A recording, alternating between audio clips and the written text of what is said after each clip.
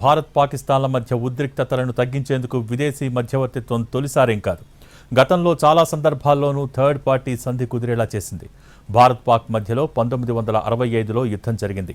అప్పటి Soviet union మధ్యవర్తిత్వంతో ప్రస్తుత టాష్కెంట్లో శాంతి ఒప్పందం కుదిరింది. సోవియట్ ప్రధాని అలెక్సీ కొజిగిన్ సమక్షంలో భారత ప్రధాని లాల్ బహదూర్ శాస్త్రి, పాక్ అధ్యక్షుడు అయూబ్ ఖాన్లు 1966 జనవరి 10న ఒప్పందంపై సంతకాలు చేశారు.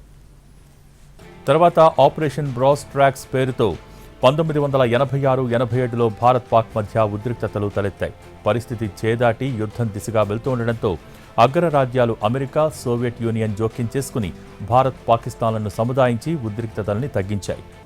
కొన్నాళ్లకు కశ్మీర్, పంజాబుల్లో ఉగ్రవాద కార్యకలాపాలు పెరగటంతో 1990లో భారత సైన్యం సరిహద్దుల్లో భారీగా మోహరించింది. దీంతో పాకిస్తాన్ కూడా సైన్యాన్ని కదిలించింది. ఏ క్షణమైనా యుద్ధబేరి మోగుతుందని, అణ్వస్త్రాలు బయటకు తీస్తాయని ప్రచారం జరిగింది. దీంతో అమెరికా అప్పటి అధ్యక్షుడు బుష్ రెండు దేశాల నేతలతో మాట్లాడి పరిస్థితిని చల్లబడేలా చేశారు. పాకిస్తాన్ సైన్యం అత్యుత్సాహంతో రెండు దేశాల మధ్య 1999లో కార్గిల్ చిచ్చు మొదలైంది. భారత్ తీవ్రస్థాయిలో తిప్పికొట్టడంతో పాకిస్తాన్ దిక్కుతోచని స్థితిలో పడింది.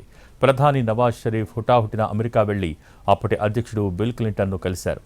ఆ సమావేశానికి నాటి భారత ప్రధాని వాజ్పేయి రానని చెప్పారు. పాక్ వైదొలగాల్సిందేనని పట్టుబట్టారు. అమెరికా ఒత్తిడి, భారత సైన్యం దూకుడు కారణంగా పాక్ తోక ముడిచింది.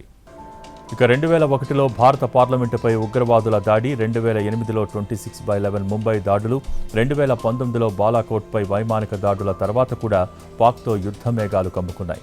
ఈ సందర్భాలన్నింటిలోనూ అమెరికాతో పాటు వివిధ దేశాలు రంగప్రవేశం చేసి దౌత్య చర్చల ద్వారా పరిస్థితులు యుద్ధానికి దారితీయకుండా రాజీ కుదిర్చాయి.